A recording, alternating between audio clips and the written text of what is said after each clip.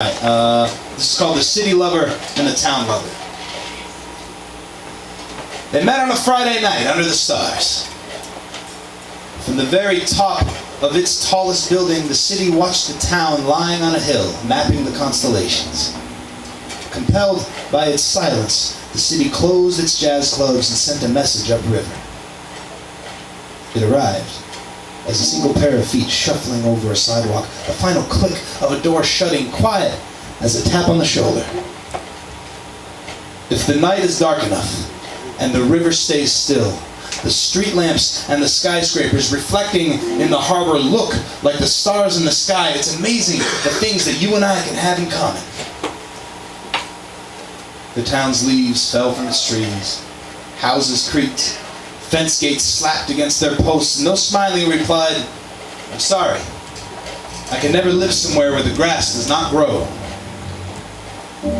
So in the following years, the city wrote mile-long love letters in asphalt, all the while singing rock and roll anthems into every suburban bedroom radio and wearing its cleanest shirt for every television news broadcast. The town, it replied slowly, first in car, then college kid, and finally commuter, until they held one another by the highway, the wind breathing into their ears, a whisper.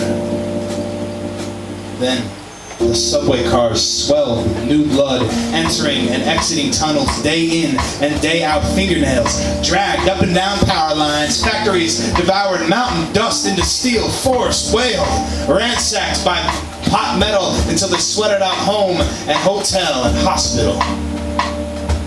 The city and the town went on waltzing through one another's organs for centuries. But in the twilight of modern civilization, their veins thinned from migration and poverty and war. No sheep left grazing the yellow fields. No wool to shear in the sweaters. The city crumbled, potholed and hollowed. The town shrank into rock piles and tombstones. Hard weather wrinkled the highway. One night, after turning in its sleep under a starless sky, the city sent a message once more into the river. Someday, archaeologists will dig me from my tomb and dust off my shoulders in an effort to determine what it is I worshipped. But you will be lost, just pebbles buried in the fickle dirt they will never know. The town smiled, whispered back, "Lover, do not worry. Soon even the shovelers will be gone.